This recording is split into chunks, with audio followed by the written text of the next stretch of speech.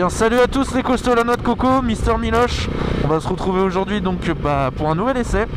On part essayer cette fois-ci la Triumph Street Triple 765 RS. On fait pas les choses dans la demi-mesure dans la Miloche Production. On prend le modèle RS, on est comme ça, on est des fous, voilà.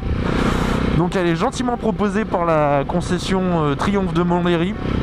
Ils sont pas venus nous inviter à l'essayer. Mais donc on a réservé un essai, 1 heure chacun, pour pouvoir essayer ce petit bolide parce qu'apparemment il fait sensation. Là je pars rejoindre Miloche, Mister Miloche, l'hôte. On n'est pas des pilotes, on n'est pas essayeur moto, on n'est pas journaliste, on n'a pas les routes qu'il faut, on n'a pas le temps qu'il faut pour tout essayer correctement. C'est des impressions de motard lambda. Le mieux, si vous voulez vraiment vous faire vos avis particuliers, c'est de vous renseigner sur internet, de l'essayer vous-même et puis de me dire après en commentaire ou par discussion si vous avez des ressentis particuliers, si vous voyez des grosses différences avec ce que je vais pouvoir dire. Voilà, n'hésitez pas. Ça fait toujours plaisir de pouvoir discuter moto avec d'autres motards. Donc ils ont renouvelé après 10 ans. Et oui, ça faisait déjà depuis 2007 que la 675 Street Triple était sortie. Donc ils ont renouvelé après 10 ans de loyaux services leur génération de 3 cylindres en roadster mid-size. Donc on est sur du mid-size, on n'est pas sur du gros roadster. Donc les concurrentes directes, je pense que ça va être du Z900, du MT-09, du F800 Brutal. Ils sortent donc 3 modèles qui sont disponibles à la vente à partir donc de fin mars, donc ça fait déjà un petit moment maintenant. Vous allez avoir donc un modèle S, un modèle R et un modèle RS. Le modèle qu'on va essayer c'est le modèle RS, donc le plus puissant, normalement le mieux équipé de base. Vous allez me dire pourquoi 3 modèles. Alors de ce que je peux vous en dire, ça se joue déjà notamment au niveau de la puissance. Si je dis pas de bêtises, ça commence à 106 ou 108 chevaux pour la S, 113 pour la R et 123 pour la RS. Donc vous allez me dire les écarts sont infimes. Mais il y a l'agrément moteur qui joue, l'étagement de la boîte apparemment qui est différent, l'instrumentation sur la R et sur la RS. Vous disposez du tableau de bord couleur TFT de 5 pouces alors que sur la S c'est un écran, c'est tout simplement l'écran de la Speed qui est déjà très joli aussi mais qui n'est pas aussi complet et aussi beau. Et la chasse au poids a été faite, les suspensions ont été retravaillées normalement, le ride-by-wire également. Vous avez aussi tout ce qui est boîte, injection, arbre à cam, cylindré, puisqu'on passe de 675 à 765. Ouais, ils aiment bien les chiffres un petit peu. Ouais, on dirait que ça a été fait exprès, c'est pas 800. Les 2 autres modèles qui devraient sortir que Triumph a annoncé par contre, c'est donc du coup un modèle A2, donc pour les jeunes permis, ça c'est plutôt une bonne nouvelle. C'est-à-dire un modèle qui ferait 95 chevaux, donc ça serait un modèle S, bridable en 47.5 ou en bride électronique. Et puis ensuite un modèle qui peut intéresser notamment les personnes de petite taille. Alors je vise personne là-dedans, mais ou les femmes. Attention, je ne me moque pas, mais généralement voilà, les motos sont un petit peu hautes. Triumph a rehaussé apparemment sa Street Triple et va donc proposer du coup un modèle avec suspension rabaissée, selle creusée pour les petits gabarits. Mais bon, bref, je vous mets tout ça dans la description en bas. J'essaie de vous faire un petit truc complet. Puis si vous avez des questions, n'hésitez pas. Et puis on est parti.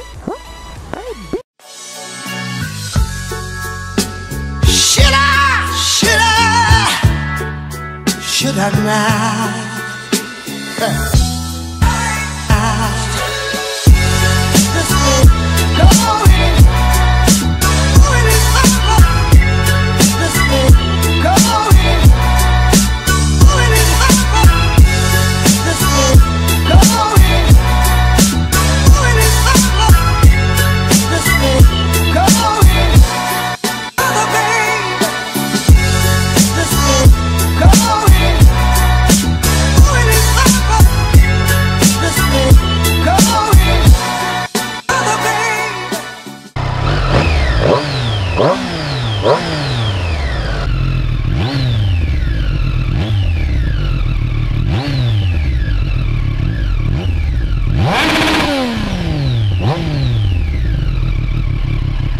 viens tout juste de partir, donc pour l'instant, premières impressions. Déjà extérieurement, elle est magnifique. Les finitions, c'est super propre. Vous avez quelque chose qui est bien fini. Bon, le seul reproche que je pourrais lui faire là, c'est au niveau du guidon là. C'est pas terrible. Ils auraient pu agencer ça un petit peu mieux. Mais alors dessus vous avez de la pièce, voilà, petit feu à LED. Vous avez l'étrier Brembo, le mètre cylindre Brembo qui est réglable. Donc vous pouvez passer de 19 à 21 mm. Ça c'est quand même énorme. Vous avez puis ce petit compteur là, magnifique. Vous avez toutes les informations dessus, c'est super lisible, c'est super clair. Non, ça, franchement, ça a de la gueule. Vous voyez, hop, l'indicateur de rapport engagé, il se met tout de suite, il n'y a pas de temps d'attente. Je suis vraiment à l'aise dessus. C'est-à-dire que les repose-pieds sont pas trop hauts, donc j'ai pas les jambes, j'ai pas l'impression d'être un crapaud sur une boîte d'allumettes. J'ai pas les jambes toutes recroquevillées. Je suis un peu à l'aise. Le guidon est large, mais pas trop. Si vous voyez ce que je veux dire, c'est-à-dire que j'ai pas l'impression non plus de conduire une machine un peu Harley Davidson ou quoi. C'est vraiment assez resserré, mais je suis pas trop en avant non plus. On est légèrement penché, juste ce qu'il faut. C'est une position qui est vachement agréable. Je pense qu'il y a moyen d'enquiller de la route. Les commandes ont l'air d'être assez intuitives. Peut-être juste là les commandes du warning, si je dois y accéder, ça doit être un petit peu compliqué. Vous voyez là au niveau du pouce, faut pas hésiter en fait à lâcher un peu le gaz. Les suspensions ont l'air assez fermes mais confortables, enfin de ce que pour l'instant j'ai pu en voir. Ça a l'air assez doux. La boîte c'est super onctueux, ça repart sans à-coups, ça me change complètement de mes motos. C'est ultra doux. L'accélérateur pareil, il est super bien étagé, enfin bien organisé. Vous n'avez pas des petits à-coups d'injection comme on a pu voir des fois sur des ride-by-wire ou des choses comme ça. Les petits rétros en haut de guidon, franchement ils sont pas mal, bon faut les régler, mais ils sont vraiment bien. Bon, vous avez toujours le petit sifflement triomphe qui est assez prononcé. Là on est avec la ligne d'origine, mais vous mettez le haro, la ligne complète haro, il y a moyen que ça chante hein. Donc ce petit sifflement triomphe qui commence à être un peu caverneux autour des 5-6 000.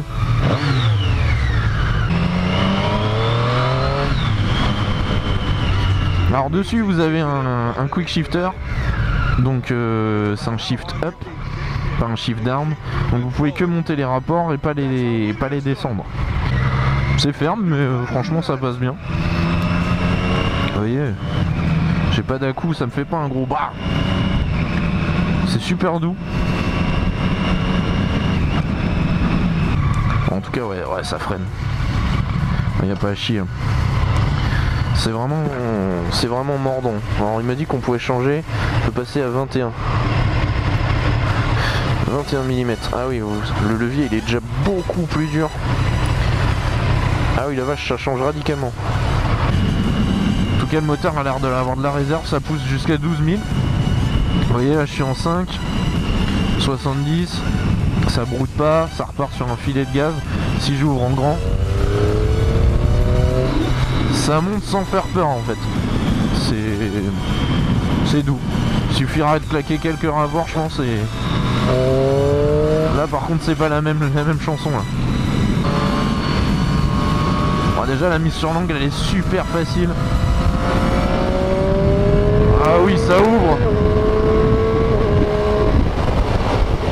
Pouah, le freinage il est démentiel.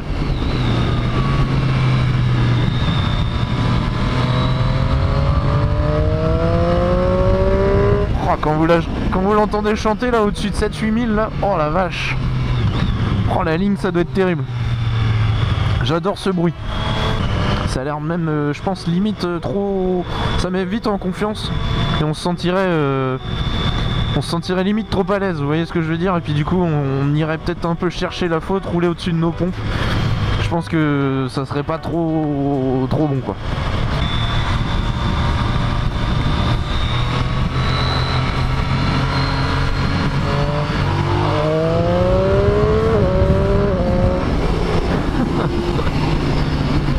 C'est bon ça. Enfin, l'accélération est vraiment franche, c'est vraiment agréable. Vous avez un moteur qui est tout en rondeur mais en force. Enfin, je comprends ceux qui adorent le 3 cylindres. C'est vraiment chouette. La boîte est vraiment douce, vous voyez, ça se remet au nœud tout seul. La première passe sans claquer.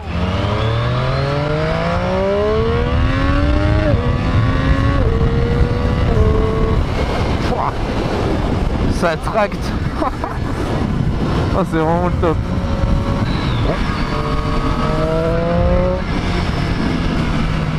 Ah, vous avez tout le temps envie de la cravacher pour entendre ce petit bruit rauque là, vraiment plaisant quoi. Comment vous dire que je suis fan? J'adore cette moto. Il m'en faut une dans mon garage.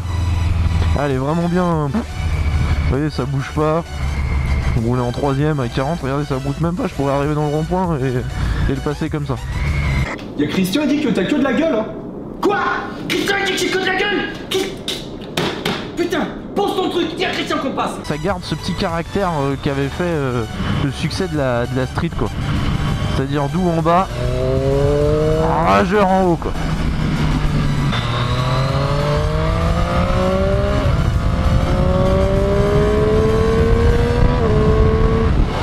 L'avant il bouge pas, ça flotte pas dans les virages comme des fois vous avez avec certaines machines quand vous rouvrez vraiment. Le transfert de charge il se fait vraiment progressivement, ça ouvre nickel. Vous n'avez pas l'avant qui part un petit peu comme ça de façon aléatoire là. Et ce qui est bien avec ce genre de machine, c'est que vous avez une moto un peu schizophrène, j'ai l'impression.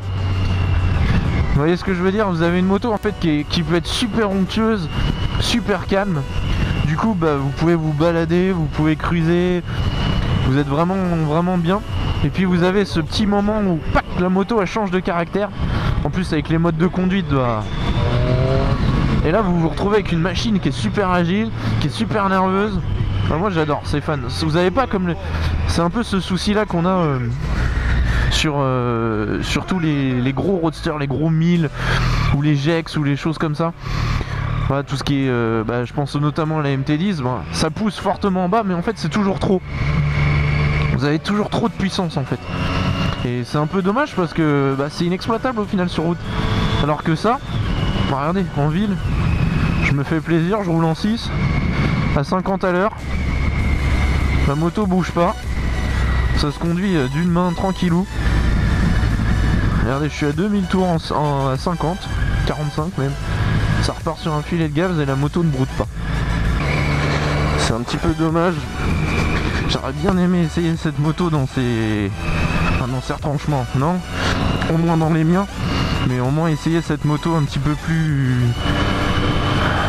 dans les tours quoi. Malheureusement elle est déjà 23, je vais devoir commencer à prendre le chemin du retour et puis passer le guidon à Miloche qui va l'essayer lui aussi. Je vous invite d'ailleurs à retrouver son essai pour ceux qui ne l'auraient pas vu.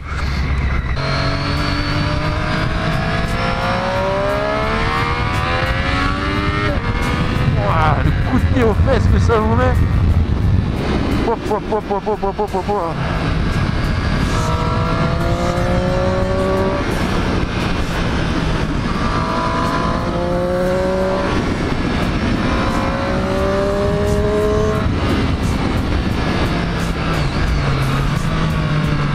Puis vous avez du frein moteur hein, quand vous coupez les gaz, ça coupe franchement. C'est ce que j'aimais bien aussi sur un bicylindre par exemple, c'est ce qui me rassurait. Là vous coupez, voilà, tout de suite ça s'abaisse. Vous n'êtes pas serein, vous claquez un rapport, et vous voyez, j'ai même pas utilisé mes freins quoi. Voilà, donc vous l'aurez compris, moi je suis fan de cette moto. Si j'avais les moyens, et peut-être qu'un jour, hein, ça sera dans mon garage je pense.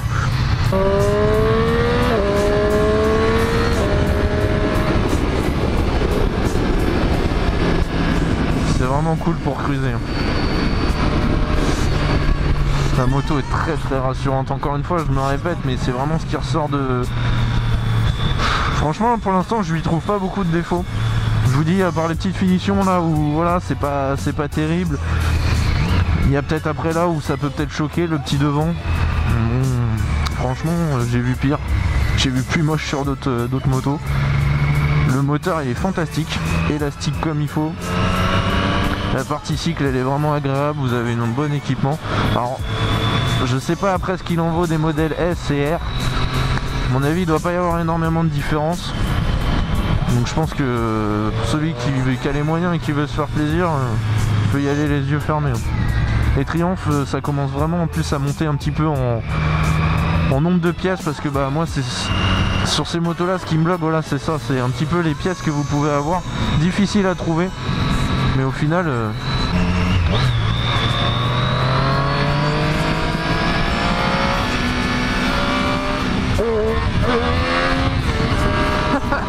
ça lève tout de suite. Ah, c'est vraiment fun. Bon, après j'y vais mollo parce que j'ai quand même signé un chèque de caution. Ah, j'adore.